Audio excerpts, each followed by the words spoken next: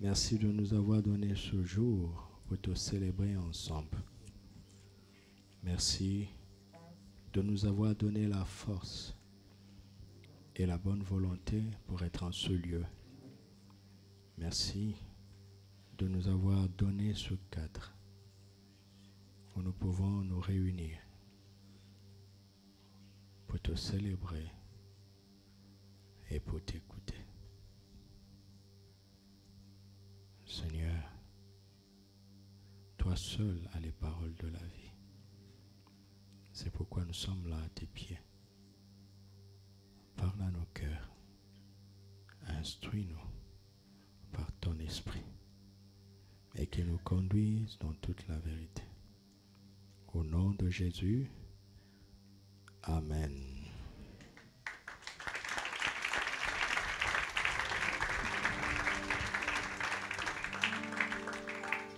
Gloire à Dieu. Alors, je vais conclure ce chapitre infini du triomphe, n'est-ce pas, de l'ignorance par la connaissance. Ok.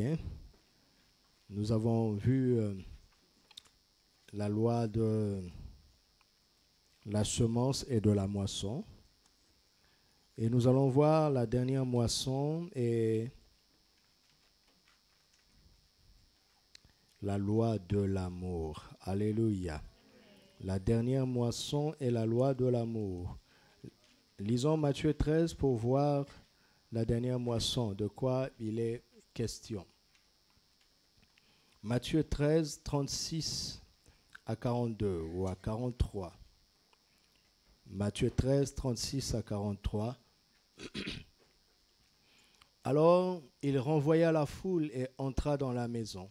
Ses disciples s'approchèrent de lui et dirent « Explique-nous la parabole de l'ivraie du champ. » Il répondit « Celui qui sème la bonne semence, c'est le Fils de l'homme. Le champ, c'est le monde. La bonne semence, ce sont les fils du royaume. L'ivraie, ce sont les fils du malin. L'ennemi qui l'a semé, c'est le diable. La moisson, c'est la fin du monde.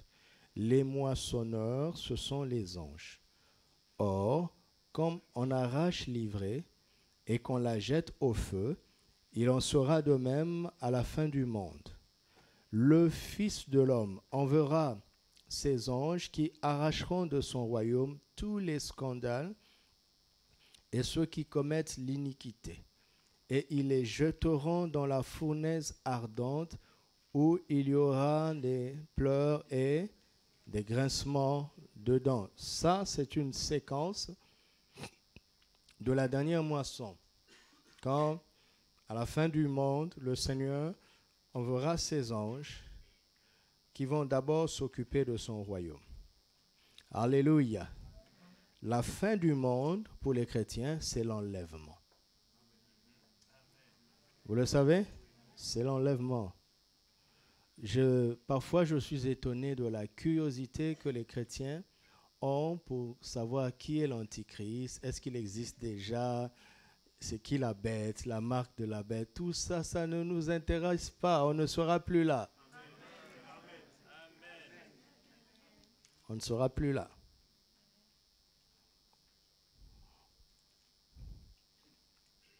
La fin du monde est une vérité qui vient à plusieurs stades. Mais pour l'Église, la fin du monde, c'est l'enlèvement. Quand le Seigneur s'arrêtera dans les airs au son de la trompette, en un clin d'œil, et c'est fini. Si c'était un dimanche ou un mercredi, pendant que j'étais en train de prêcher, le micro va se retrouver là et bye bye.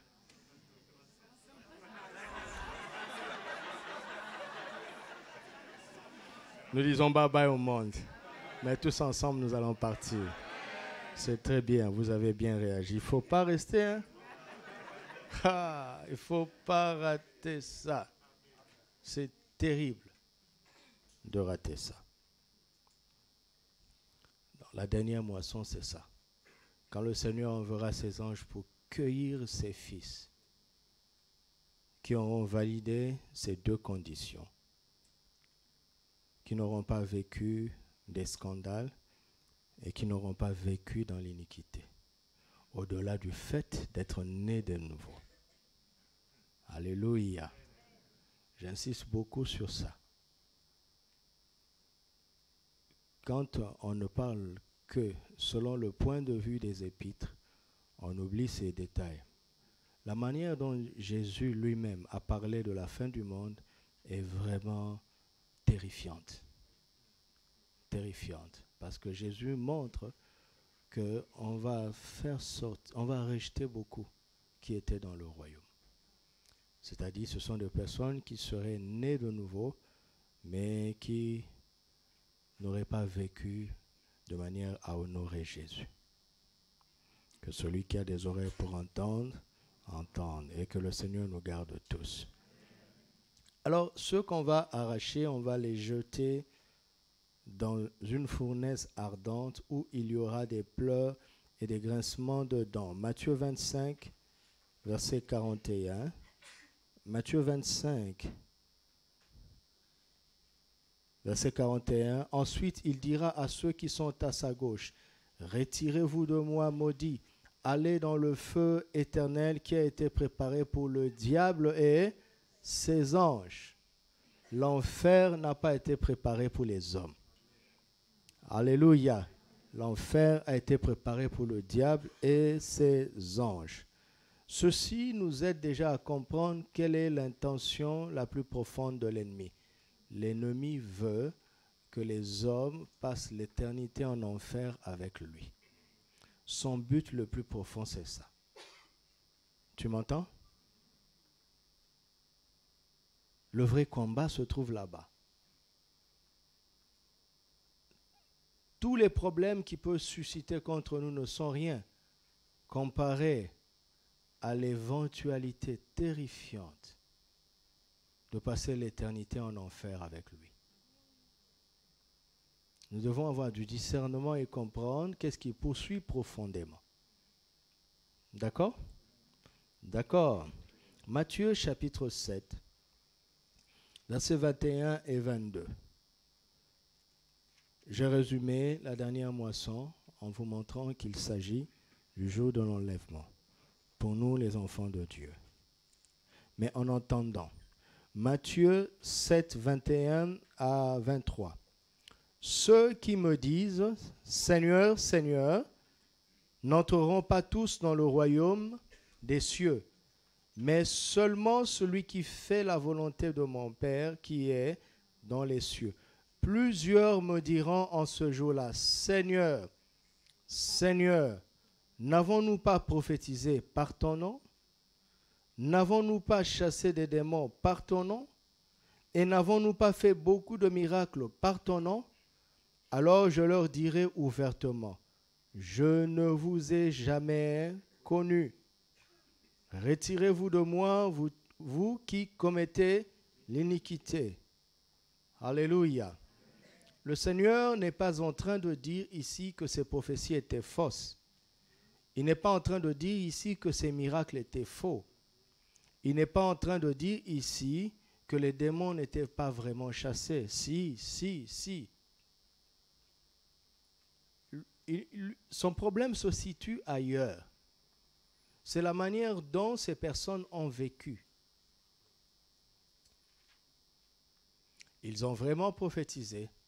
Ils ont fait beaucoup de miracles. Ils ont chassé des démons par le nom de Jésus. Mais Jésus dit qu'il ne les a jamais connus. Il dit, retirez-vous de moi, vous tous qui commettez l'iniquité. Qu'est-ce que cela veut dire? La Bible s'explique par la Bible. 1 Corinthiens 8, versets 1 à 3. 1 Corinthiens 8, versets 1 à 3. Pour ce qui concerne les viandes sacrifiées aux idoles, nous avons tous de la connaissance. La connaissance enfle, mais l'amour édifie.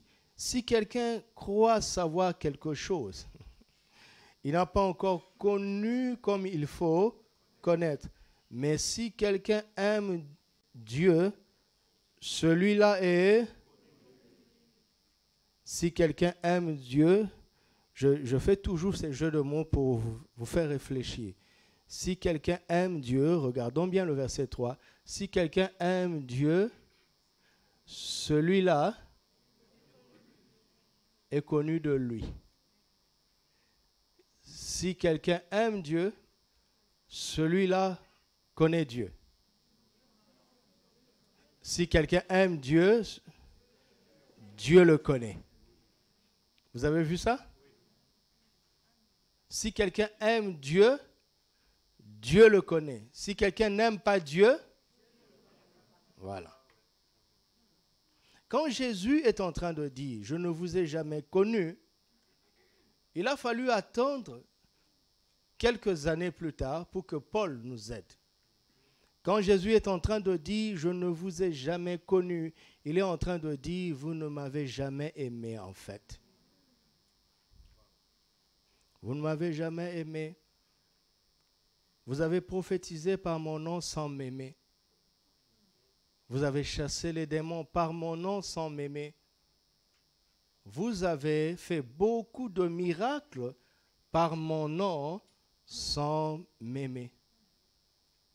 Mon nom a agi au travers de vous, mais vous n'avez aucune récompense personnelle. Je vous rejette vous-même pour 2 raisons. Premièrement, parce que vous ne m'avez jamais aimé. Deuxièmement, parce que vous avez vécu dans l'iniquité. Et c'est tellement cohérent quand Jésus nous dit, si vous m'aimez, gardez mes commandements. Autrement dit, si on ne l'aime pas, on ne peut pas garder ses commandements. Alléluia. Dieu n'a jamais donné la loi pour qu'on la pratique. C'est humainement impossible. Il a donné pour que l'homme crie à l'aide et qu'il lui dise « Je n'y arrive pas ». C'était ça le but. Lisez la Bible, c'était ça le but. Je pense souvent à un cousin qui était fils du chef du village.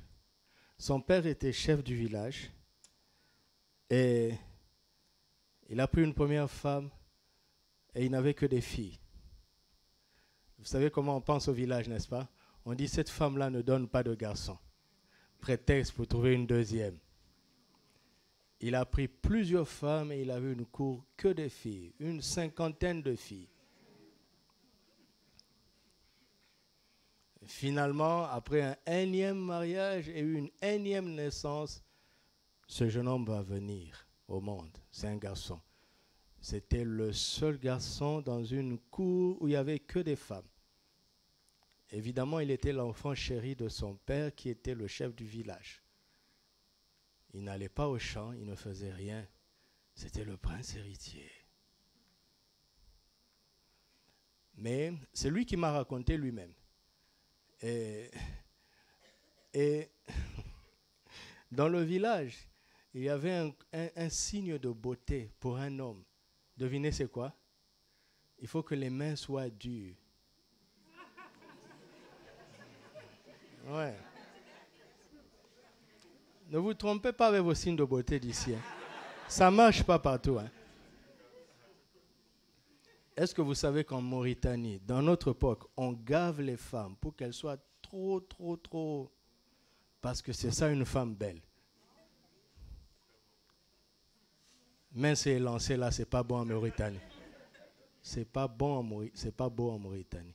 Alors, pendant l'adolescence, les filles se moquaient de lui. Parce que quand on lui tendait la main, ses mains étaient molles. Alors, il a compris que s'il continue comme ça, il n'aura pas d'amoureuse. Il est allé voir son père. C'est une histoire vraie, hein? Je n'invente pas. Il est allé voir son père et dit, papa, moi aussi je veux travailler. Et les hommes coupent du bois, ils défrichent pour que les femmes labourent et plantent. Alors son père l'a emmené dans la forêt. Il a désigné le plus petit arbre. Il lui a dit, coupe ça. Il dit, mais papa, tu me prends pour qui? Donne-moi un arbre au moins au milieu. Son père lui a dit, tu commences par ça. Depuis le lever du soleil, du lever du soleil jusqu'à son couchant. Et il ne comprenait pas, pendant qu'il faisait de son mieux pour couper cet arbre, il est devenu encore plus la risée de tout le monde. Tous ceux qui passaient, filles et garçons, se moquaient de lui. Alors il se disait, c'est peut-être parce que je n'y arrive pas. Et ses mains étaient ensanglantées. Il n'a pas pu couper ce petit arbre. Et le soir, il est rentré tout honteux. Et son père l'a félicité. Il dit, j'ai aimé ta persévérance. Cet arbre-là ne se coupe pas.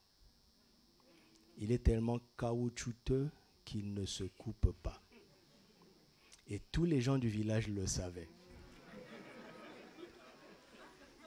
C'est pour ça qu'on se moquait de lui. Parce qu'il voulait couper un arbre qui ne se coupe pas.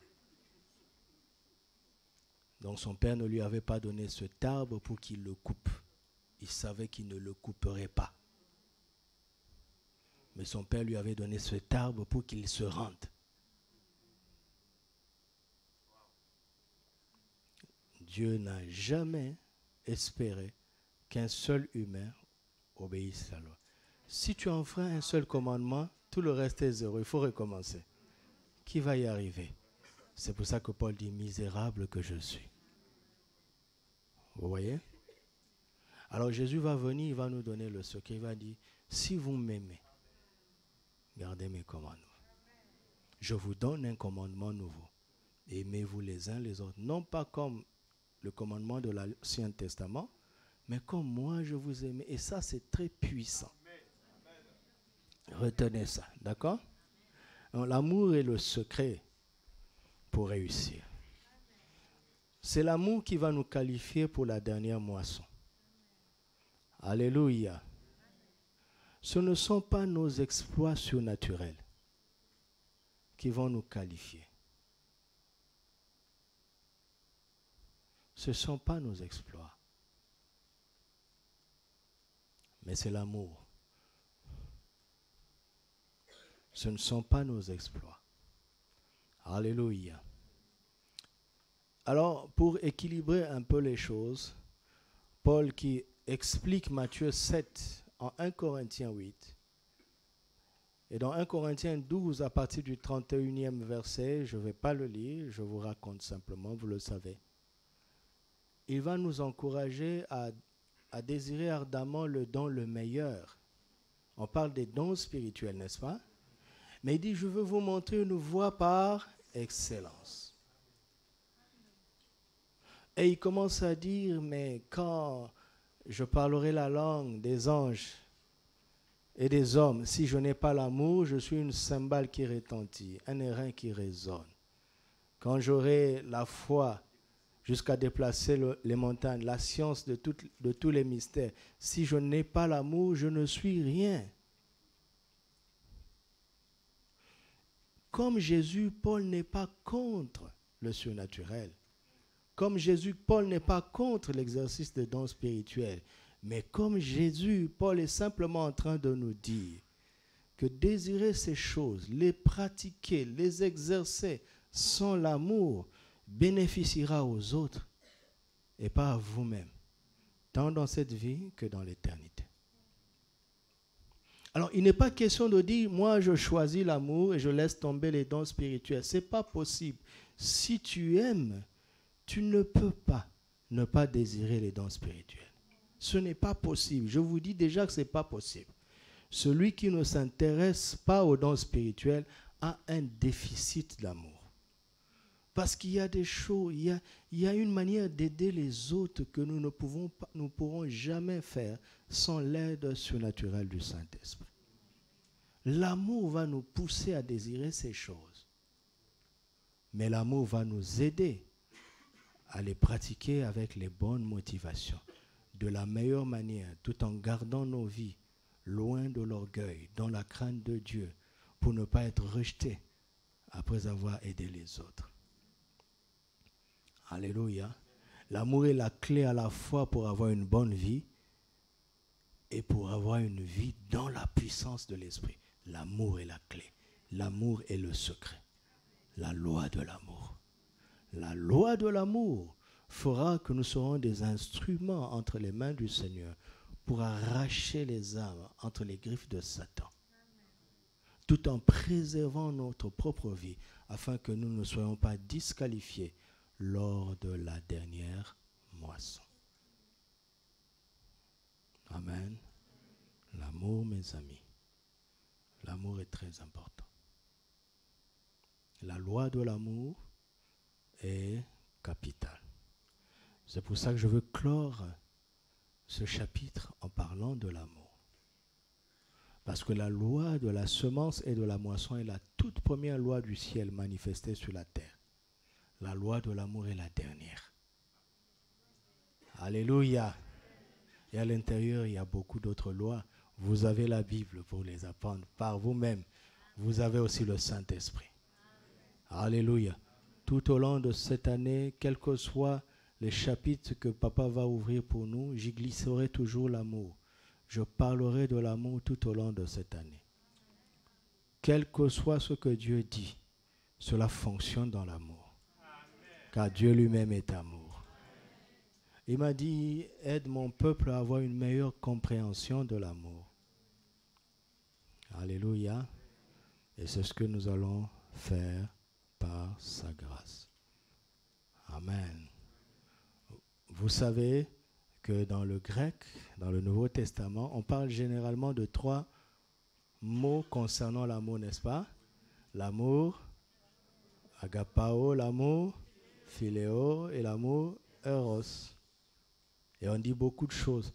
Vous savez, ce ne sont que des grandes lignes en fait.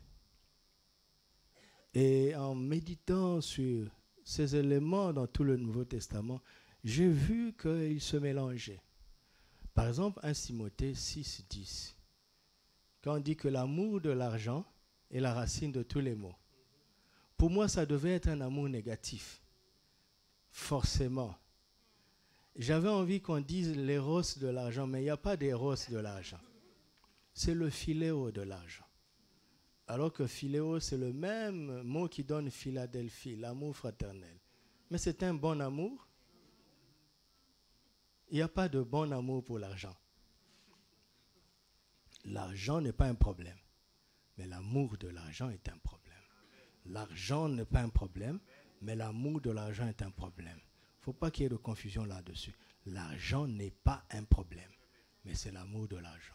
Alors, cela m'a amené à être un peu humble et à me rendre compte que ma connaissance théologique était insuffisante pour comprendre l'amour, pour revenir encore dans la prière et écouter l'enseignement de l'Esprit.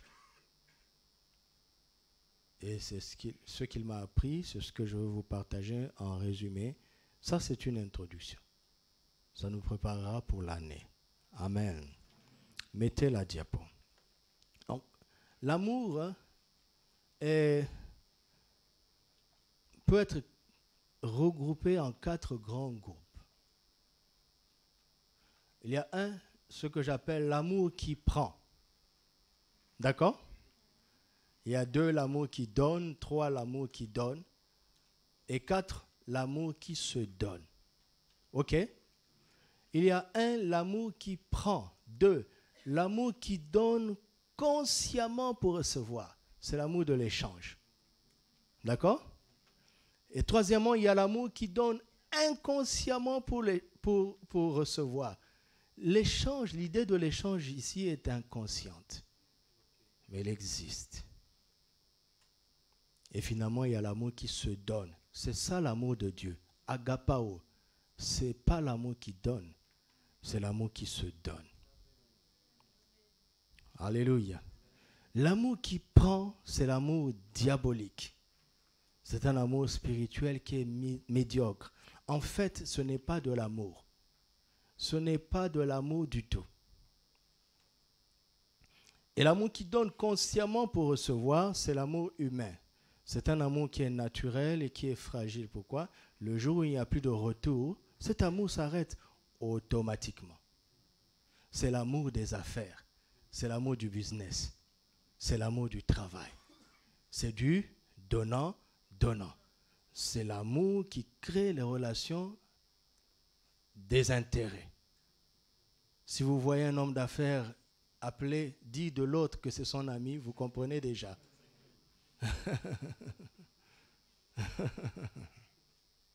C'est l'amour que tu vis dans le travail. Tant que tu es productif, on te sourit, on te respecte. Le jour où tu cesses d'être productif, on te jette sans sentiment.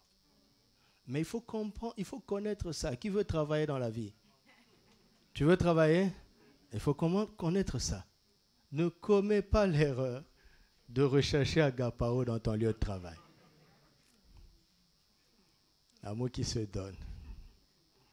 Tu arrives au boulot à 13h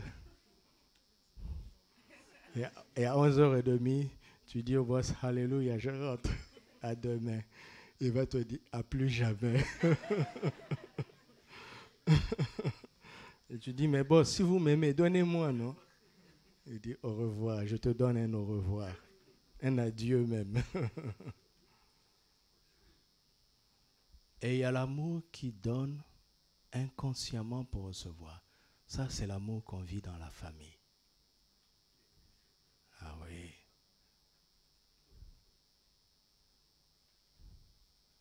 C'est un amour qui est bon, mais sa faiblesse, c'est qu'il est charnel. Donc, il est imparfait. Il est imparfait. Les parents aiment leurs enfants et se dépensent pour eux. Mais s'ils ne deviennent pas spirituels, ils ne vont pas discerner qu'ils ont une attente inconsciente. Et le jour où l'enfant ne donne pas ça, ça déçoit terriblement.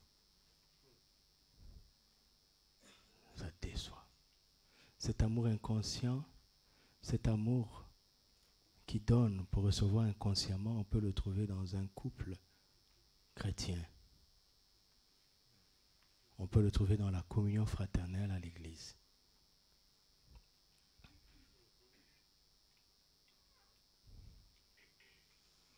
Les gens qui vous aiment tant que vous allez dans leur direction. Le jour où Dieu vous dit d'aller à droite. Et si ça ne les arrange pas, tu es choqué du changement. Mais ils ne sont pas païens. Ils ne sont pas païens. Mais ils sont charnels. Ou bien tu es charnel.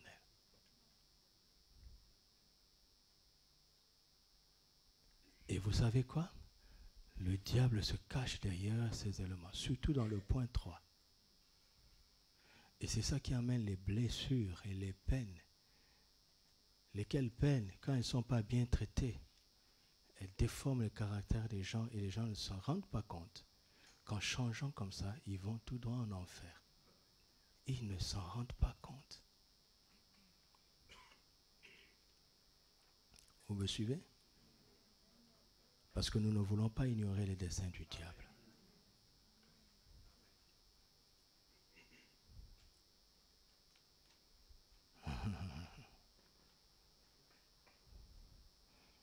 Est-ce que vous avez remarqué que Dieu prend toujours la meilleure part? Vous avez remarqué ça? Dans la famille, c'est l'enfant le plus prometteur que Dieu prend. Vous avez remarqué ça, non? Et les parents sont chrétiens. Jusqu'à ce que Dieu leur arrache cet enfant. Ça fait mal. Ça fait mal. S'ils étaient restés dans la chair, ça va être difficile. Et dans les relations fraternelles, dans la communion fraternelle, dans les relations amicales, dans les bonnes relations amoureuses, Je parle de l'Église. Nous devons faire attention à ça. D'accord? Et l'amour agapao, c'est le summum. C'est l'amour divin. Un amour spirituel, parfait, excellent et éternel. Jusqu'à ce que le Saint-Esprit ne vienne sur la terre, Dieu était le seul à avoir l'amour agapao. Vous m'entendez? Le seul. Avant la venue du Saint-Esprit sur terre, personne, aucun humain n'a connu cet amour sur la terre. Même pas Abraham. D'ailleurs, on le voit dans son comportement envers sa femme, n'est-ce pas?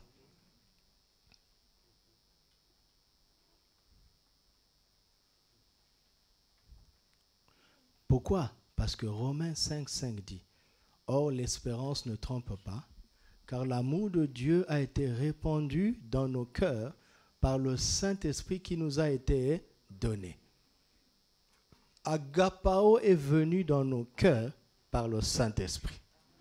Alléluia. Vous savez, le but le plus profond à la croix, ce n'est pas simplement que nous naissions de nouveau.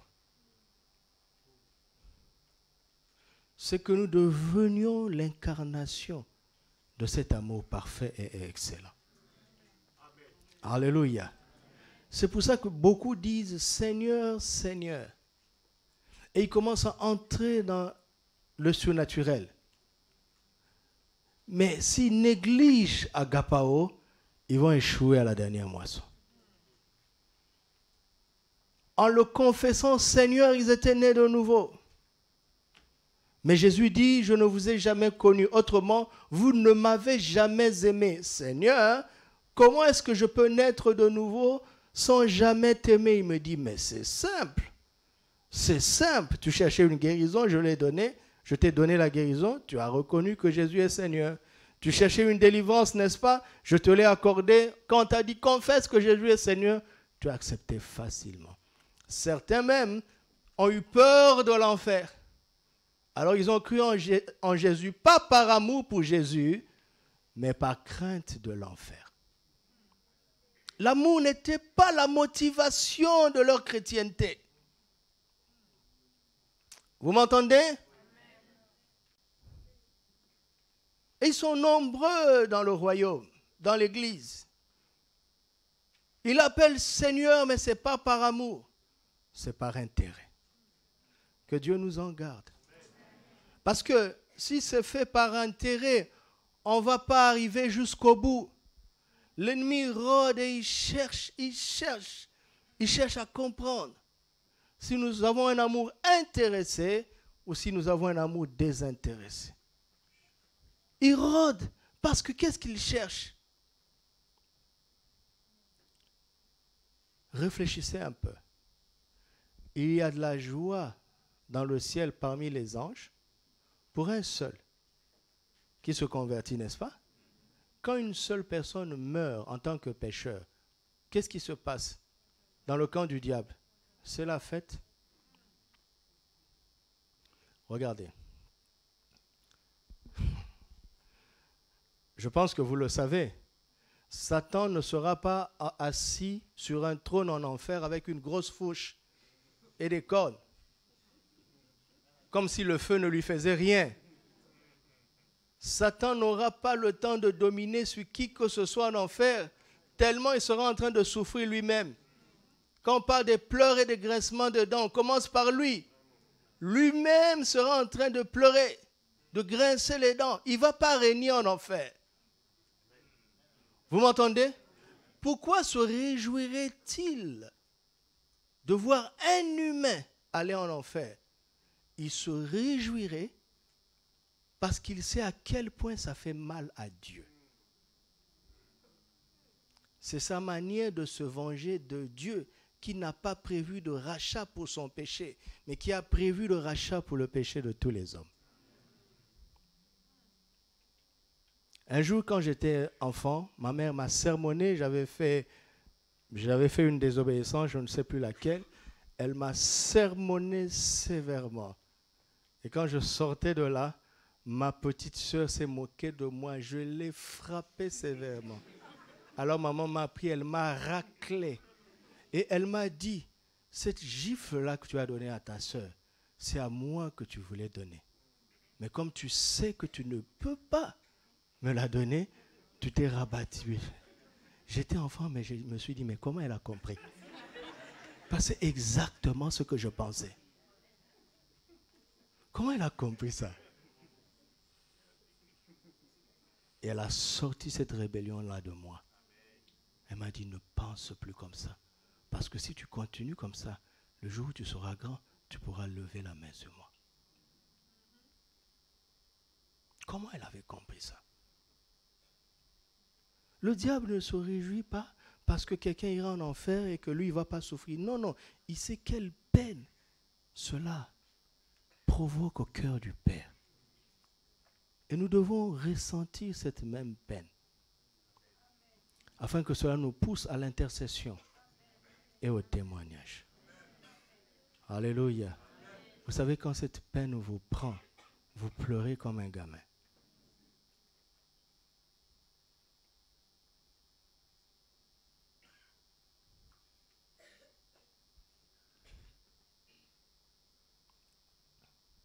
D'accord? Alors, regardez avec moi. L'amour qui prend. L'amour qui donne consciemment pour recevoir. C'est finalement de l'amour qui prend aussi. N'est-ce pas? N'est-ce pas? Donc l'amour 1, 2 et 3, c'est de l'amour qui prend. Mais il change de stratégie. Ça devient beaucoup plus subtil. Vous entendez? Le Saint-Esprit est en train de nous aider à discerner les intentions du diable. Amen. Dans la parole de Dieu, ce n'est pas seulement Eros qui est un amour très négatif. Quand vous lisez attentivement le Nouveau Testament, vous voyez que Jésus parle de l'avarice. Il parle de la cupidité. Il parle de l'amour de soi, appelé égoïsme. N'est-ce pas? Donc il n'y a pas que l'éros, l'impureté, l'impudicité, l'adultère. Il y a aussi l'avarice. Il y a la cupidité. Il y a l'égoïsme, l'égocentrisme, l'amour de soi.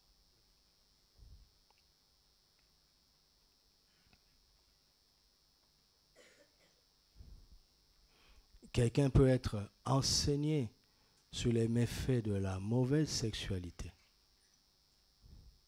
et être victime de l'avarice sans le savoir, victime de la cupidité sans le savoir, victime de l'égoïsme sans le savoir.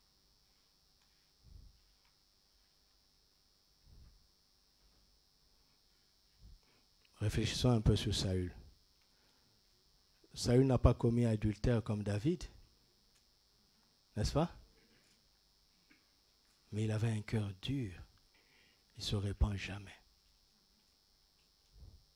Et il a mal fini. Alors que David, dont on connaît les fautes graves, avait un cœur repentant. Donc faisons attention aux hiérarchies des péchés qu'on a établies dans l'Église. Il y a des gens qui sont moralement, apparemment corrects, mais qui sont très cupides, très imbus d'eux-mêmes. Ils vont faire du tort.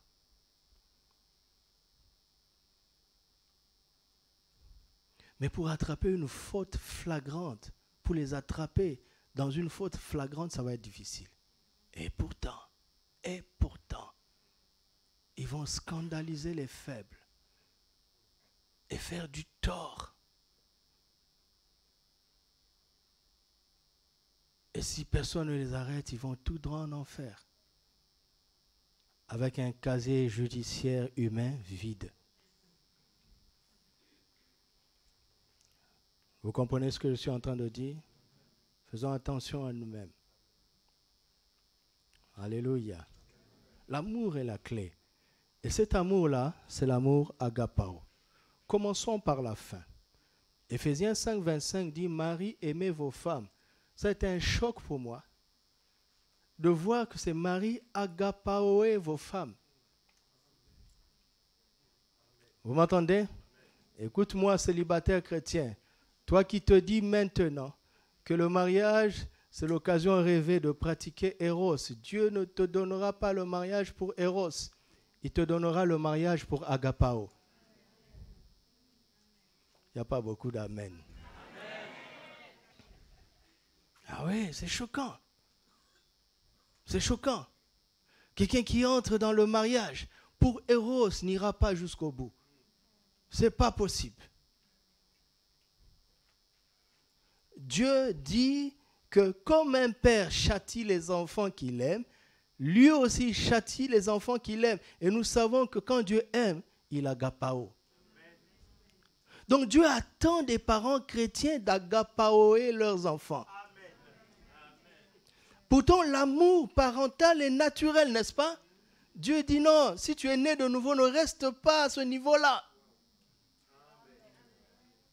Ne reste pas à ce niveau-là. N'aime pas tes enfants d'un amour naturel. Parce que cet amour est insuffisant, il est imparfait.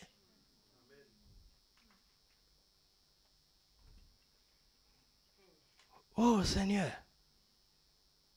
Et il dit, les frères, entre nous, que ce soit dans la famille chrétienne ou dans la communion fraternelle, ce n'est pas le philéo qui doit nous réunir. C'est agapao. Parce que philéo est fragile. Un frère ou une soeur peut te décevoir. Agapao ne peut être déçu. Agapao ne se blesse pas.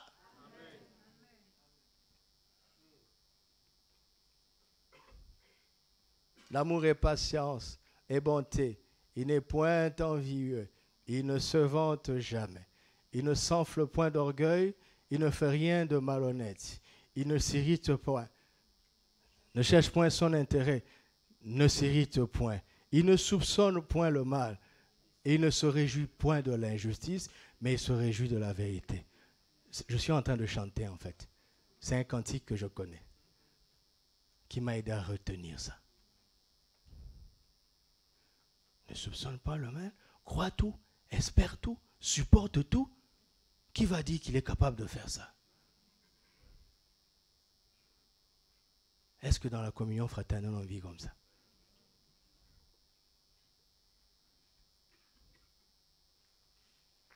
Dieu dit, mais je ne vous ai pas demandé de le faire par vous-même. J'ai déposé cet amour en vous. Je veux que vous en ayez la révélation pour le laisser s'exprimer. Alléluia.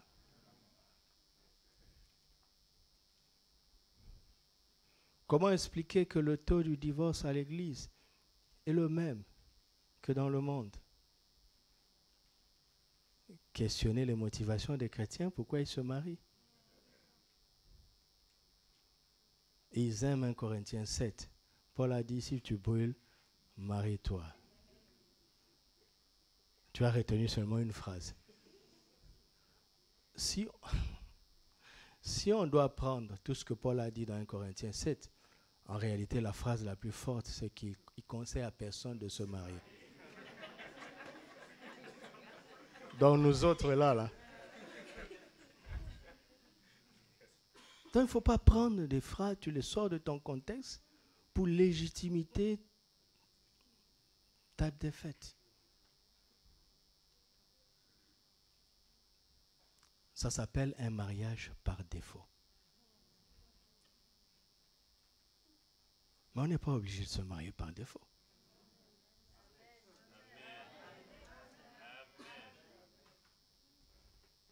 Regarde.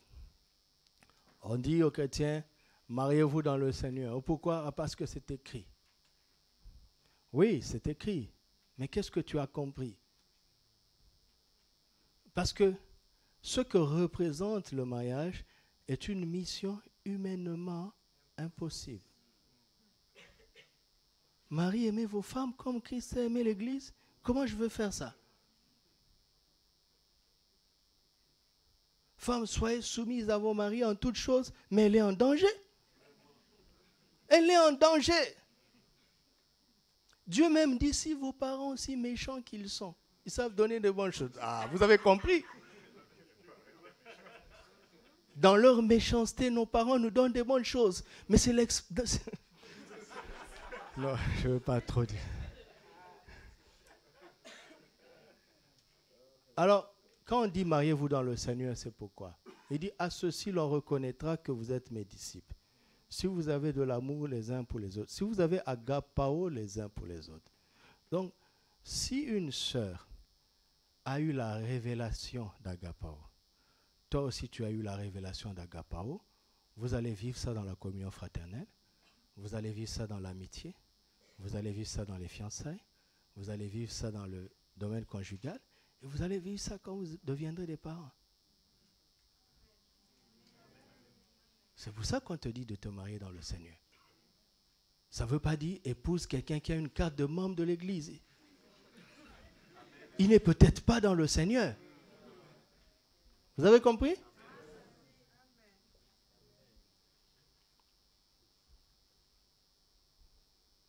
Agapao.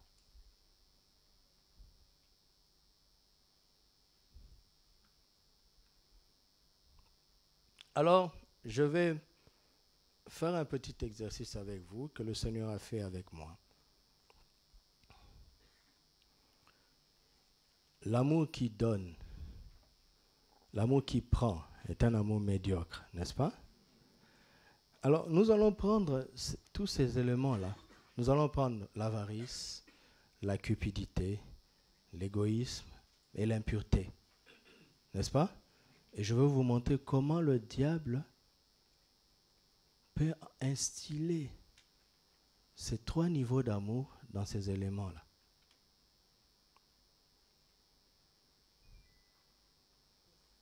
Afin que nous ayons du discernement. D'accord? Regardons d'abord avec Jésus lui-même. Vous savez, le diable, il aime prendre, le voleur. N'est-ce pas? Le voleur, ce n'est pas un investisseur. Ce n'est pas un collaborateur d'affaires. C'est quelqu'un qui ne met rien mais qui veut tout prendre. N'est-ce pas? Et le diable est comme ça. Vous savez quoi? Le diable n'est pas que comme ça. Parfois, le diable peut donner pour prendre beaucoup. Donc, le diable, on peut le trouver dans l'amour qui donne, consciemment pour recevoir. Il a proposé à Jésus, jamais le diable n'a misé comme ça pour un homme. Jamais. Pour certains, c'est juste un succès de 5 ans. Et les gens l'adorent. Pour d'autres, c'est juste 1 milliard et les gens l'adorent. Le diable ne pouvait pas miser si peu pour Jésus. Alors il a proposé à Jésus ce qu'il proposera à l'Antichrist. Tous les royaumes de la terre et leur gloire. Autrement dit, il est en train de dire, tu prends mon poste. Mon trône qu'Adam m'avait donné, je suis prêt à tout te donner. Mais écoutez la ruse, à condition que tu te prosternes et m'adores. Dès que tu fais ça, Satan devient ton Dieu et toi tu deviens le roi de la terre. Mais Satan se met au-dessus de toi. Donc il a beaucoup donné. Enfin, il a beaucoup proposé à Jésus. Vous comprenez? Si on vous dit que le diable ne fait que prendre sans donner, pas toujours. Pour quelqu'un qui est intègre, qui est ferme dans sa foi, il essaiera de faire un deal. Vous comprenez? Il essaiera. Mais non, si tu veux savoir jusqu'à quel niveau le diable te respecte, regarde aux choses qu'il te propose.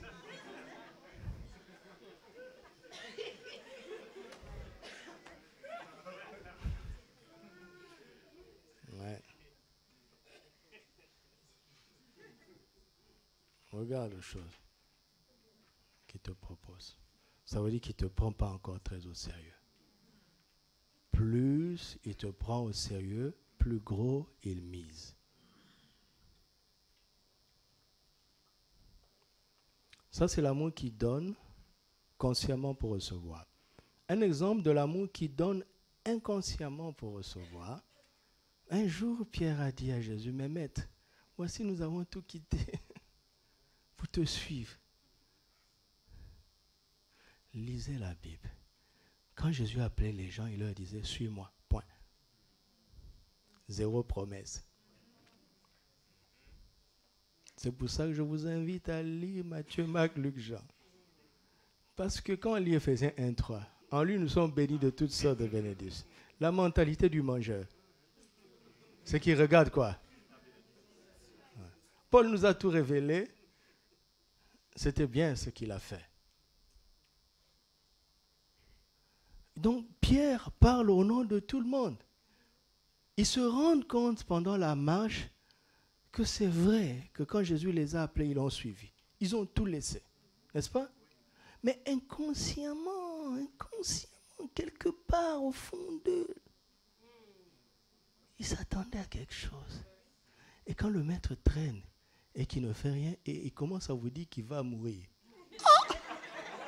Alors là, ça ne va pas. Ça s'est réveillé, n'est-ce pas? Ah non, ça ne va pas. Ils ont senti eux-mêmes que on attendait quelque chose. Parfois, on l'ignore.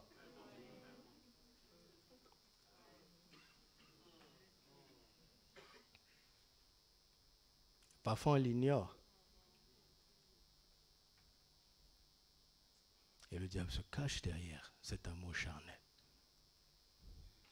Et il fait en sorte qu'on ne le sache pas. Et on est convaincu qu'on l'aime à fond. On l'aime jusqu'à mourir.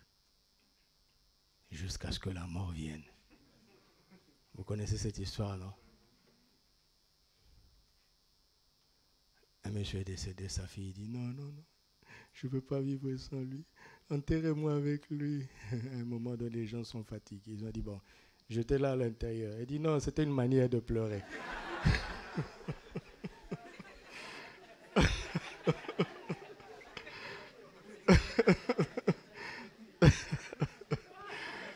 C'était juste une manière de pleurer. Ah bon? Nous devons de temps en temps rentrer en nous-mêmes. Qu'est-ce qui nous motive? Notre amour n'est pas, peut-être pas totalement intéressé, mais il est peut-être intéressé quelque part. Et si tu n'as pas la révélation, un jour tu vas avoir l'impression que Dieu t'a déçu.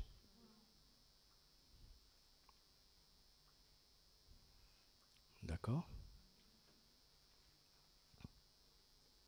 Un jour, un jeune homme riche est venu et il a posé la question au Seigneur, qu'est-ce qu'il faut faire pour hériter la vie éternelle? Et Jésus a cité certains commandements, il en a omis d'autres de manière stratégique. Et le monsieur a osé dire qu'il fait tout ça. Qu'est-ce qui lui reste encore? Et la Bible dit, Jésus regarda l'homme et il l'admira.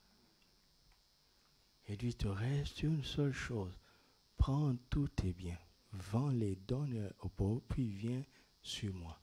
Qu'est-ce que le monsieur a fait? Il s'est retourné, il était triste. Voici quelqu'un qui était religieusement irréprochable, mais qui était peut-être cupide, peut-être avare, je ne sais pas. Mais Jésus se retourne vers ses disciples et dit, je vous dis qu'il va être difficile aux riches d'entrer dans le royaume. Tous les 12 n'étaient pas riches. D'ailleurs, ils avaient fait faillite dans leurs entreprises. Matthieu, Lévi, qui était publicain, qui était supposé être riche, a abandonné ses affaires parce que c'était du vol, c'était du bien mal acquis. Donc, les 12 étaient dans une condition modeste. Mais ils regardent Jésus et lui disent, mais si c'est le cas, qui peut être sauvé? Ils ont compris compris que Jésus ne parlait pas du compte en banque, mais de ce que la richesse représente pour toi. Vous savez, pour certains, 100 dirhams, c'est une fortune. Pour d'autres, c'est 100 milliards. Fortune, c'est fortune. Quelqu'un peut avoir du mal à céder 5 dirhams autant qu'un autre aurait du mal à céder 5 millions. Même difficulté. Vous comprenez? Même degré de difficulté.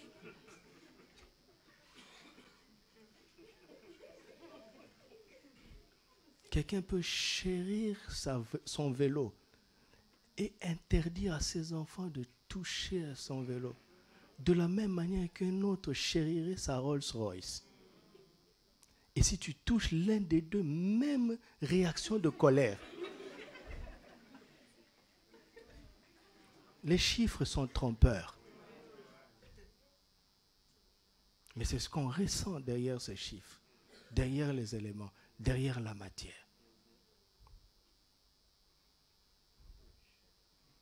Jésus dit, aux hommes cela est impossible, à Dieu tout est possible. C'est là où Pierre va dire, mais voici nous avons tout laissé pour te suivre. En fait, regarde. Tu as pêché toute la nuit sans rien prendre. Quelqu'un entre dans ton bateau et dit jette le filet. Et tu as la pêche de ta vie. Il te dit viens, suis-moi. Tu fais un calcul. Tu comprends, non? Si tu es un bon businessman. Vous avez compris? Vous allez voir quelqu'un dit moi j'ai tout laissé pour servir le Seigneur. J'ai tout laissé pour devenir pasteur. Vous savez ce que le ciel entend? Il a vu un pasteur qui vient d'un village pauvre, qui a maintenant un jet privé. C'est ça qui le motive. Mais vous ne le savez pas.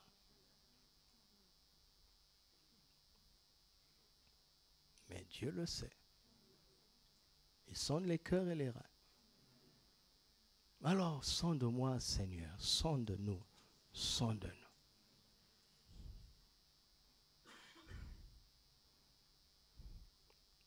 D'accord? Voilà, c'est ça en fait l'enjeu.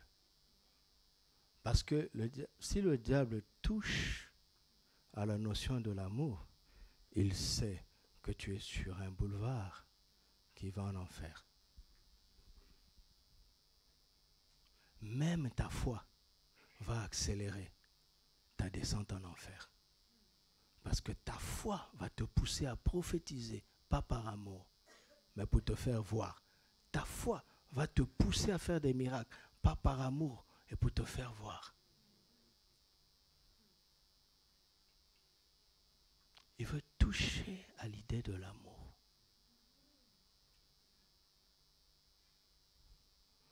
Nous vivons pour l'amour, n'est-ce pas?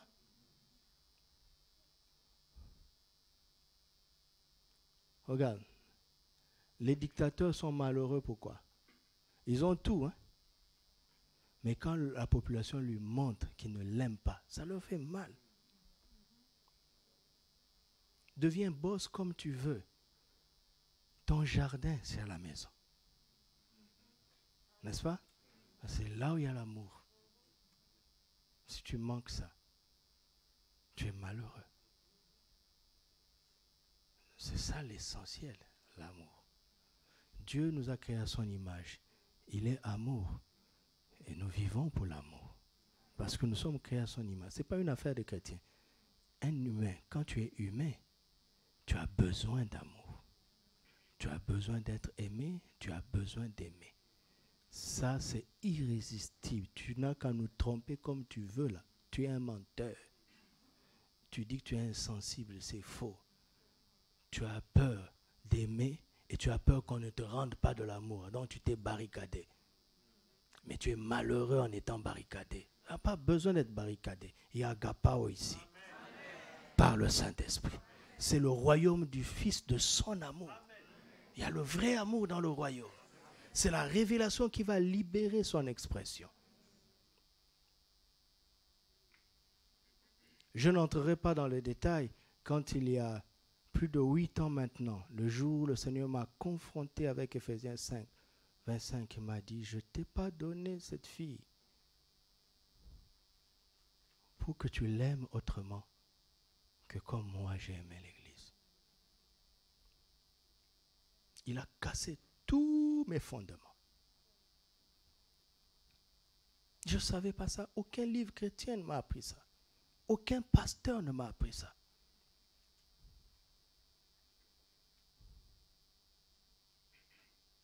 Je ne savais pas ça.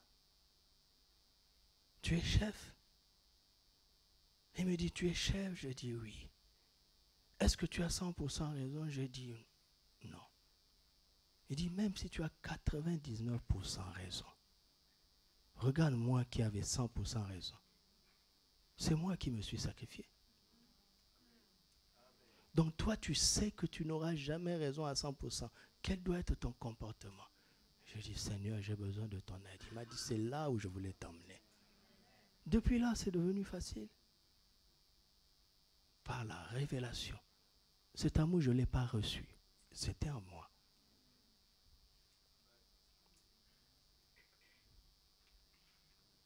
Parce que l'ennemi va faire certaines choses. Si tu n'as pas la révélation, ça va être difficile. Vous m'entendez? Commençons par l'égoïsme, l'égocentrisme. Luc chapitre 14. J'ai résisté pendant 6 ans quand le Seigneur m'appelait à tout arrêter pour le suivre. Et je vais vous montrer comment il a démasqué ma ruse. Parce que vous êtes parfaits. Nous autres là qui avons appris dans les larmes, nous allons vous raconter. Luc chapitre 14, verset 26. Si quelqu'un vient à moi, dans cette version il dit préféré, non, on va lire comme c'est écrit là-bas. Si quelqu'un vient à moi, et s'il ne hait pas son père, sa mère, sa femme, ses frères et ses sœurs. J'ai sauté ses enfants. Merci. Ses enfants, ses frères et ses sœurs, il ne peut être mon disciple. Non, là je fais exprès. Là je fais exprès. Regardez. S'il ne hait pas, pourquoi? Nous avons un amour naturel pour ces éléments, n'est-ce pas? Ce que Jésus est en train de dire, il faut arriver à un point où tu l'aimes d'une telle manière que l'amour que tu avais pour ta famille, comparé à cet amour-là, ça devient de la haine. Vous comprenez ce que je suis en train de dire? Il ne peut pas nous demander de haïr. D'accord? Mais il dit, mais si tu touches à cet amour-là, quand tu vas comparer à l'amour que tu avais pour ton père, ta mère, ta femme, tes enfants, tes frères et tes sœurs, tu vois vraiment que en fait c'est de la haine. L'autre, ce n'était pas de l'amour. Vous avez compris ça? Et vous savez quoi? Et il dit, il ne peut être mon disciple. Est-ce qu'il y a un disciple de Jésus ici?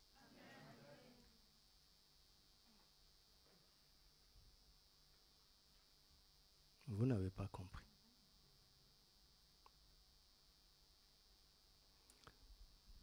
Quand tu n'as pas ressenti ça, expérimenté ça, pour Jésus, tu n'es pas encore son disciple.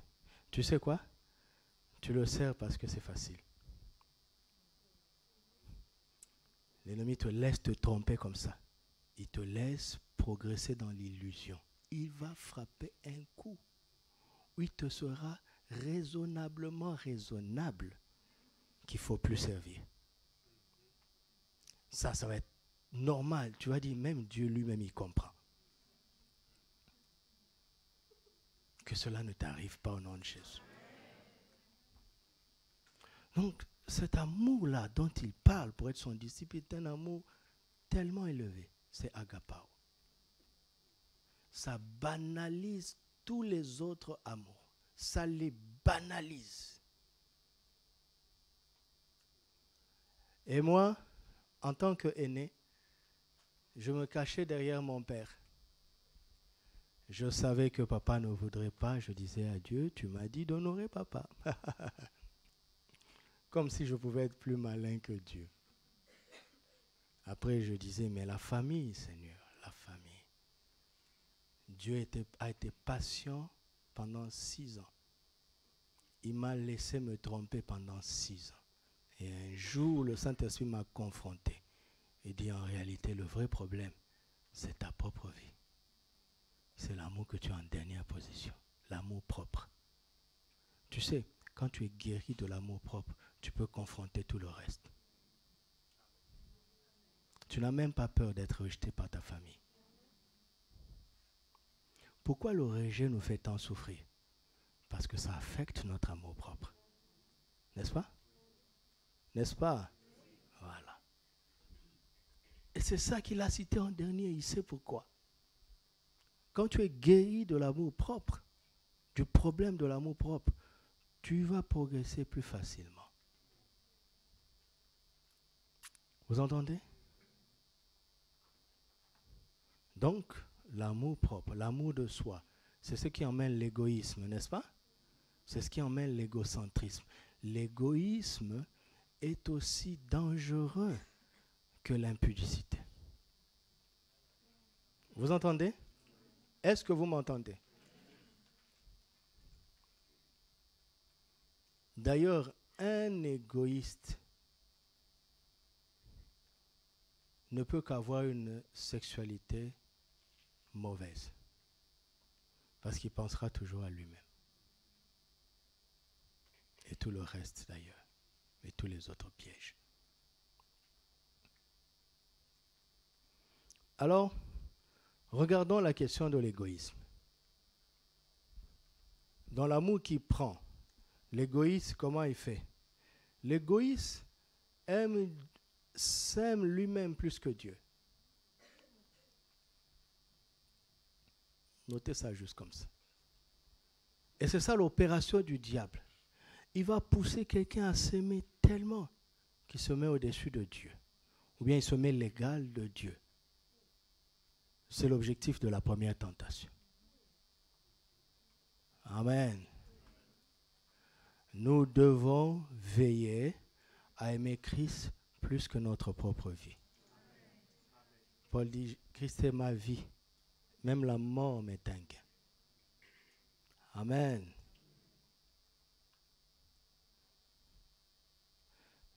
Un égoïste ne peut qu'avoir un amour intéressé. Ça, c'est l'amour qui donne pour recevoir, n'est-ce pas? Tant qu'il n'y a pas son intérêt dedans, il n'y a pas d'amitié. Il n'y a pas de philéo. Pourtant, on pense que philéo est un mot toujours positif. Pas pour un égoïste. Pas pour un... Si tu es l'ami d'un égoïste, tu es en danger. Tu es exploité. Exploité. Et il va être un bon ami pour t'exploiter. Un égoïste,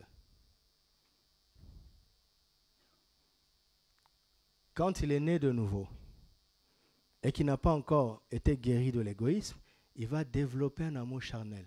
Là maintenant, il va aimer Christ pour ses intérêts. Je vais parler de toi. Veux-tu que je te montre comment tu as un amour égoïste bibliquement? Veux-tu que je te le montre? Veux-tu que je te montre? Regarde, je vais te montrer. Toutes les promesses où on a dit nous, toi tu diras je. Tu changes l'écriture. Nous avons tout pleinement en Christ. Tu dis j'ai tout pleinement en Christ. Colossiens 2.10. Colossiens 2.10 ne dit pas ça. Colossiens 2.10 a dit nous.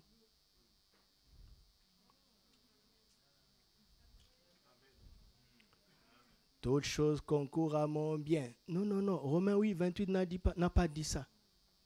À notre bien. J'ai été béni de toutes sortes de bénédictions spirituelles. Éphésiens 1:3 ne dit pas ça. Nous avons été. Alléluia. Parfois quand je confesse, quand mon esprit est éveillé, que je dis je, l'esprit me dit non. Tu te réfères à quoi? Je dis, le verset 10, respecte l'écriture. Un jour, j'ai voulu comprendre un peu plus. Pourquoi il était aussi exigeant? Parce que sur le plan du logos, sur le plan de la lettre, vous me suivez?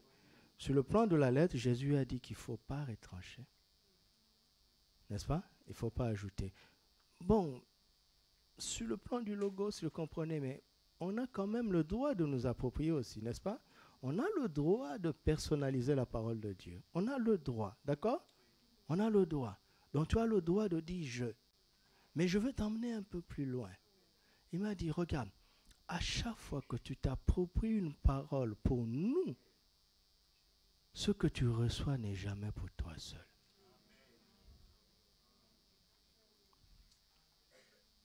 Amen. Quelqu'un parmi nous ici peut dire nous. Et nous, sans avoir prié, sans avoir confessé, nous allons recevoir grâce à lui. Et le ciel le sait. Comme quand Israël a chanté après la mort de Goliath, c'était grâce à David.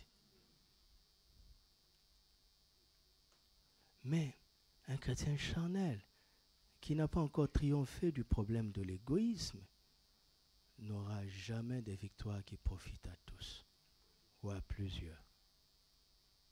S'il a des victoires, ce seront des victoires personnelles.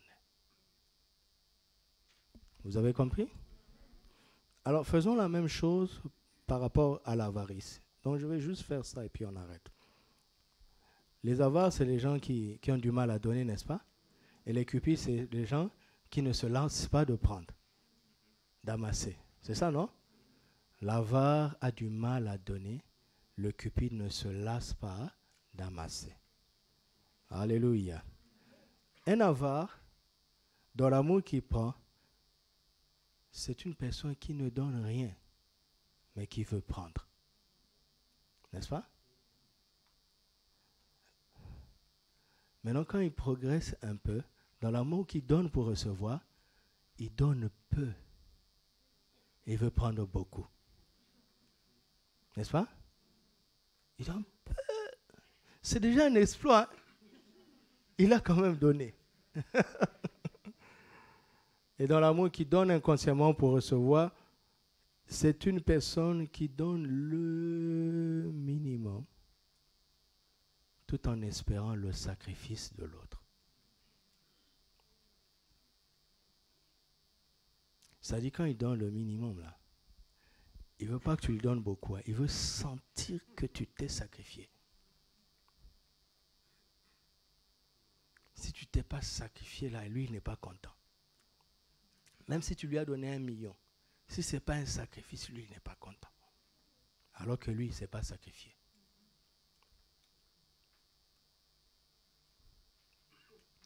Le cupide, dans l'amour qu'il prend, c'est une personne qui ne donne rien, mais il prend tout. L'avare prend beaucoup, hein, mais le cupide prend tout.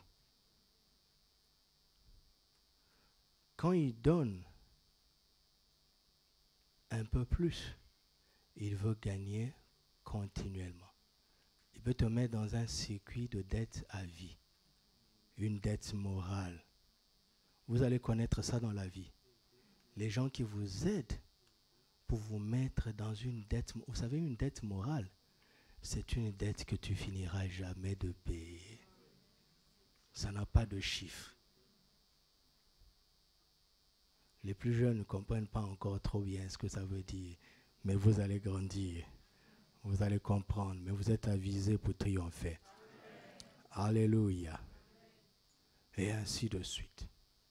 Et ainsi de suite. Dans l'impureté, l'amour qui prend, c'est une personne qui traite l'autre comme son esclave. Vraiment comme son esclave. Dans l'amour qui donne pour recevoir, c'est une personne qui traite l'autre comme une prostituée. Il fait un cadeau moyennant des services. Et souvent quand on parle de ça, je vais parler maintenant aux frères. On pense toujours que ce sont les hommes qui peuvent profiter de femmes de cette manière. Dans le ministère, j'ai malheureusement, étonnamment vu qu'il y a des femmes qui font ça, qui traitent les hommes comme des prostituées.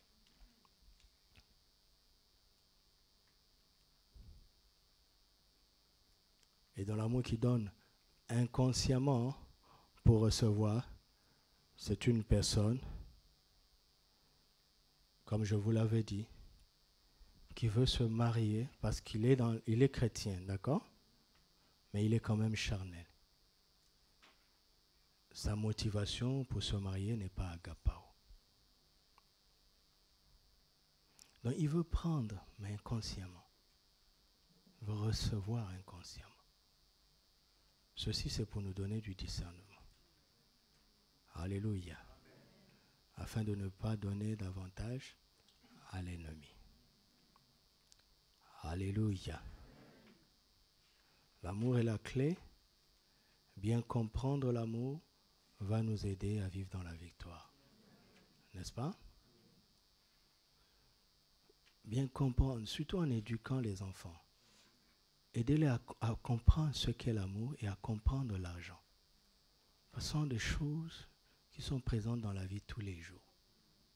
Ne faites pas de ça un tabou. D'accord? L'amour et l'argent, n'en faites pas un tabou de toutes les façons. Ils auront affaire à ça au quotidien. Il faut donner une éducation biblique sur la question de l'amour et la question de l'argent, sans tabou, afin de ne pas donner de l'avantage au diable. Amen. L'amour de Dieu a été répandu dans nos cœurs, n'est-ce pas? Éphésiens 3, terminons par Éphésiens 3, 19 à 21. On va terminer là. Et connaître l'amour de Christ. Connaître l'amour de Christ, cet amour qui surpasse toute connaissance, en sorte que vous soyez remplis jusqu'à toute la plénitude de Dieu. Or, à celui qui peut faire, par la puissance qui agit en nous, infiniment au-delà de tout ce que nous demandons ou pensons, à lui soit la gloire dans l'Église et en Jésus-Christ, dans toutes les générations, au siècle des siècles. Amen. Revenons maintenant, verset 19. Connaître, avoir la révélation de l'amour de Christ, avoir la révélation de cet agapao qu'un homme a pu manifester sur la terre. Christ. Cette connaissance dépasse tout ce que vous pouvez savoir, que ce soit dans la Bible ou dans la science. Il n'y a pas une connaissance égale ou supérieure à celle-là. Et elle fait, je ne l'expliquerai pas aujourd'hui, elle fait en sorte que nous sommes remplis jusqu'à toute la plénitude de Dieu. Regarde, ça ne veut pas dire qu'avant de connaître ça, il y a une partie de Dieu en toi. Non, Dieu est une personne. S'il est en toi, il est entièrement en toi. Mais c'est de l'expérimenter dans toutes ses facettes. Il y a des facettes de Dieu qui sont comme immobilisées, neutralisées dans nos vies, parce que dans ces zones-là, nous n'avons pas la révélation de l'amour de Christ. C'est la révélation de l'amour de Christ qui va déclencher ça. Maintenant, regardez, vous voyez, quand j'interprète bien le verset 19, le verset 20 s'explique tout seul. Il dit, or, à celui qui peut faire par la puissance qui agit en nous. Quelle est cette puissance qui agit en nous? C'est la puissance que la connaissance de l'amour de Christ libère en nous. Vous entendez? Quand vous atteignez ce niveau, plus vous avez la révélation de cet amour, plus même vos pensées deviennent des prières. À celui qui peut faire par la puissance qui agit en nous, infiniment au-delà de tout ce que nous demandons ou pensons. Alléluia. Parfois, quand j'ai beaucoup de choses à faire, je dis à mon esprit, occupe-toi de ceci. Et quand je reviendrai, tu vas me le dire. Bon, oubliez ça. Oubliez ça. Et l'homme intérieur travaille sans que le cerveau en soit conscient. Et quand tu te disposes maintenant pour comprendre consciemment ce que l'homme intérieur a fait, ça vient. Alléluia.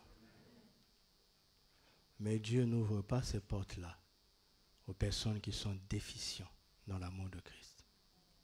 Parce que c'est dangereux. Amen.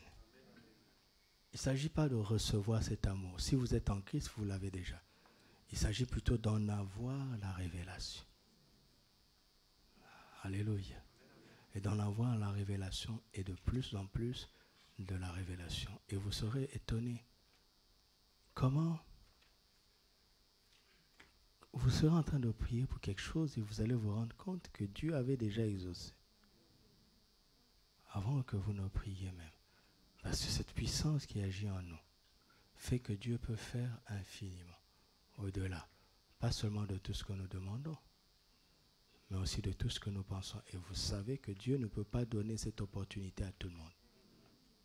Si Dieu doit exaucer les pensées de tout le monde, je parle en l'église, hein? C'est dangereux, non? Donc, c'est comme ça pour toi? Alors, change de pensée. Change de pensée. Alléluia.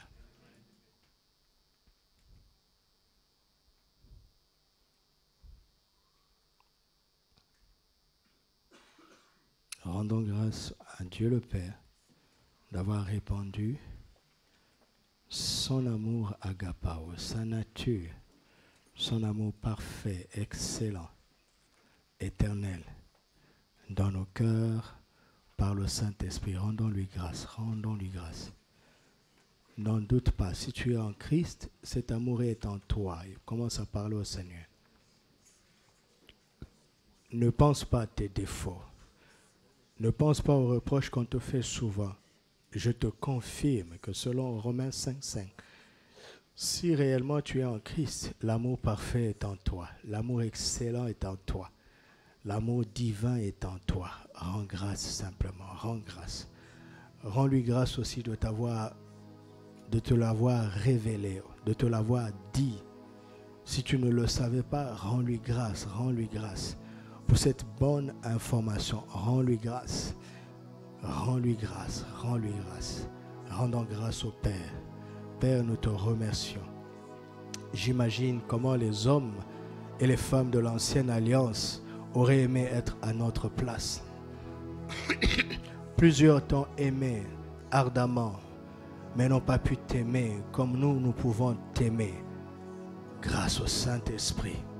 Et vraiment, je veux te dire merci d'avoir fait de nous des hommes et des femmes de la nouvelle alliance, de nous avoir accordé cette grâce qui n'a pas de prix, cette grâce qui n'a pas de prix, la capacité de t'aimer comme Christ t'a aimé, ô Père. Je sais que je peux t'aimer autant que Christ t'a aimé. Je peux t'aimer comme Christ t'a aimé. Je sais que j'ai du chemin dans la pratique, mais je sais que j'ai le même dépôt. J'ai le même dépôt et je te remercie pour cela. Je te remercie pour le dépôt de ton amour dans mon cœur et dans nos cœurs, dans nos vies, et de la capacité surnaturelle que tu nous donnes de t'aimer comme Christ t'a aimé, de t'aimer comme tu nous aimes, de t'aimer sans intérêt, de t'aimer au point de nous donner entièrement à toi. Nous sommes à toi, et par amour, nous nous donnons encore à toi ce matin. Par amour, nous nous donnons. Par amour, nous nous consacrons. Par amour, nous nous livrons. Par amour, nous nous donnons.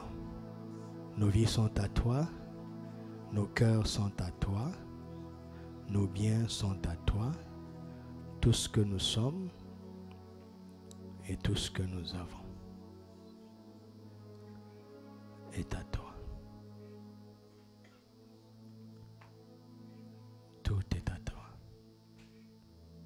Nous sommes à toi. Nous sommes à toi. Nous sommes à toi.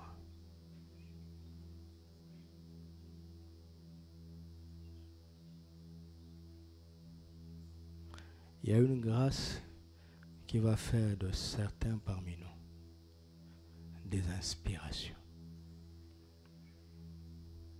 Dieu veut susciter parmi nous des personnes qui vont devenir des inspirations pour aimer Christ. Pour aimer Christ. En te regardant, on sera encouragé à aimer Christ. En te regardant simplement, on sera encouragé. Fais de ma vie une inspiration, Seigneur. Une inspiration d'amour de Christ. Oh, me voici. Je le veux, Seigneur. Fais de ma vie une inspiration, une inspiration. Une inspiration. Que les gens soient encouragés à aimer Christ. Que les gens soient encouragés en considérant ma vie, en considérant la vie de mon frère, en considérant la vie de ma soeur, qu'ils soient encouragés. Encouragés, encouragés. Que ceux qui étaient désespérés et qui pensaient que c'était impossible, qu'en nous regardant, ils comprennent que c'est possible. Oh, que la foi de ceux qui avaient essayé et qui n'y arrivaient pas soit ranimée en nous considérant simplement, en nous considérant. Nous voici, Seigneur. Fais de nos vies une inspiration pour pousser les hommes et les femmes autour de nous à t'aimer. À t'aimer comme tu nous as aimés. À t'aimer, à t'aimer, à t'aimer, à t'aimer. Au nom de Jésus. Alors l'Esprit me dit, si cet amour est en toi, tu ne peux pas ne pas prophétiser. Le monde a soif de la parole de Dieu. Les gens autour de nous ont soif d'entendre Dieu leur parler. Que fais-tu de ces gens qui ont soif et qui souffrent? Si cet amour est en toi, tu ne peux pas ne pas prophétiser. Si cet amour est en toi, tu ne peux pas rester insensible quand tu vois les démons malmener les vies des gens. Si cet amour est en toi, cet amour va te pousser à te lever et à combattre l'ennemi dans les vies des gens. Si cet amour est en toi, tu ne te limiteras pas à ce qui est possible. Tu vas aspirer au miracle. Tu vas aspirer au surnaturel. Car les gens souffrent. Ils ploient sous des problèmes qui n'ont pas de solution naturelle. Si cet amour est en toi, il ne te laissera pas tranquille. Cet amour ne peut te laisser tranquille. Cet amour ne peut te laisser indifférent. Cet amour ne peut te laisser insensible. Ou tu as cet amour ou tu ne l'as pas. Alors si tu as cet amour, tu prophétiseras avec de bonnes motivations. Tu chasseras les démons avec de bonnes motivations. Tu opéreras des miracles avec de bonnes motivations. Me voici, Seigneur. S'il y a quelqu'un qui le désire, qui se lève, qui se lève, qui se lève. Roshakrabi ante taragaya. Laisse pronte karabashante regaya. Ne te laisse pas distraire, toi. Regarde au Saint-Esprit pour toi-même. Rosinta krabaye shente regaya. Les amours rakabiya karaba. Nous voici, Seigneur. Que ton amour nous presse. Que ton amour nous presse. Que ton amour nous presse. Ne te laisse pas distraire. Continue à t'attendre au Saint-Esprit. Que ton amour nous presse. Que ton amour presse chacun. Que ton amour presse chacun. Au nom de Jésus. Au nom de Jésus, maintenant, je condamne toute action de l'ennemi. Maintenant, je condamne. Je condamne toute action de l'ennemi au nom de Jésus. Je chasse les démons au nom de Jésus. Je détruis toute œuvre du diable au nom de Jésus. Je libère l'onction de guérison en ce lieu. Au nom de Jésus. Je libère l'onction de miracle en ce lieu. Au nom de Jésus. Je libère l'onction de prophétie en ce lieu. Tente maintenant. Opérationnel au nom de Jésus. Ilabo sente kariame rabo shataradai. Rababo sakramandere dege. Laste korimante braya. Orababa shita karamandarada. Lesente brakaya bararara. Roshendara bababa. Ika parade yasanto mendereka. Continue de t'édifier. Prie en esprit. Les charibaya konteriada. Lameno salagaya. Saragamaye yenteregaya. Lendebako shatabranade. Ramanda barababa. Que l'impossible devienne possible au nom de Jésus. Que l'impossible devienne possible au nom de Jésus. Rien n'est impossible aujourd'hui. Rien n'est impossible. Rien n'est impossible. Rien n'est impossible. Rien n'est impossible. Rien n'est impossible. Rien n'est impossible. Rien n'est impossible. Rien n'est impossible.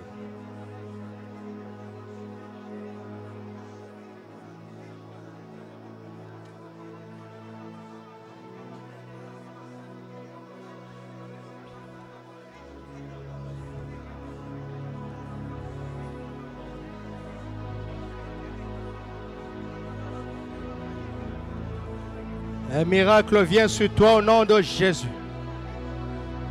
Un miracle vient sur toi au nom de Jésus.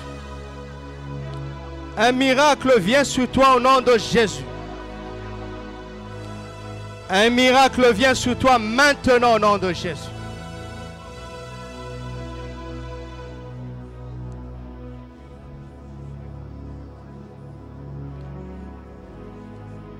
Tu ne vas pas seulement administrer de miracles, mais tu reçois un miracle. Tu reçois un miracle maintenant. Un miracle dans ton corps. Un miracle dans ta maison. Un miracle dans tes projets. Un miracle dans tes activités. Un miracle dans ton avenir. Un miracle sur ton chemin. Au nom de Jésus, je vois des verrous qui sont en train d'être brisés maintenant. Des verrous, des situations qui étaient verrouillées sont déverrouillées maintenant. Déverrouille-toi. Déverrouille-toi maintenant. Au nom de Jésus. Verrou éclate maintenant. Ces verrous éclatent maintenant. Déverrouille-toi au nom de Jésus.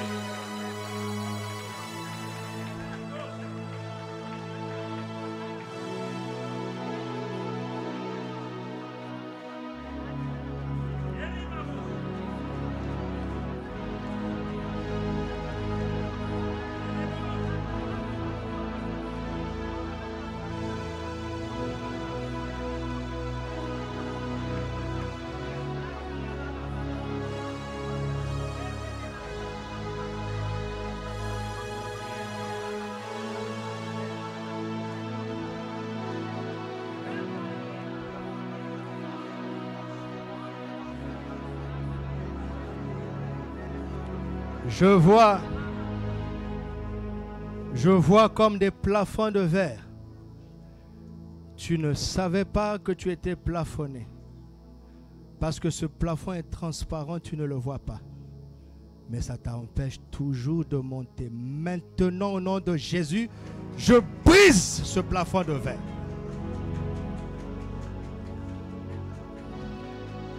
Tu prends l'ascension maintenant au nom de Jésus.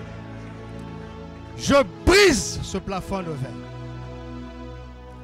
Toutes les situations qui ont stagné, tous les progrès qui ont stagné sont débloqués maintenant au nom de Jésus.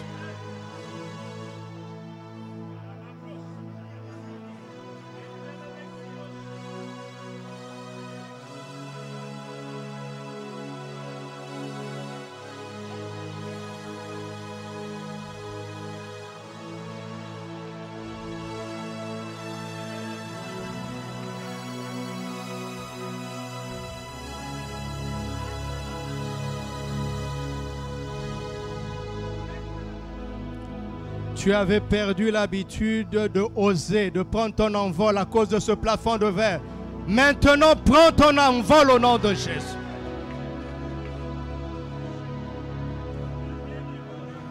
Prends ton envol au nom de Jésus. Le vent qui souffle est pour toi maintenant, afin que tu prennes ton envol. Le vent qui souffle est pour toi, afin que tu prennes ton envol comme un aigle. Souffle, Saint-Esprit. Souffle maintenant. Souffle.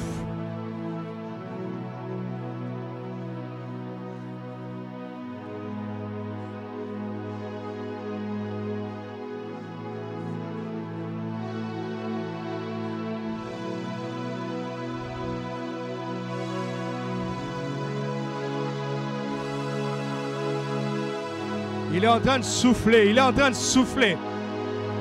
Il est en train de souffler.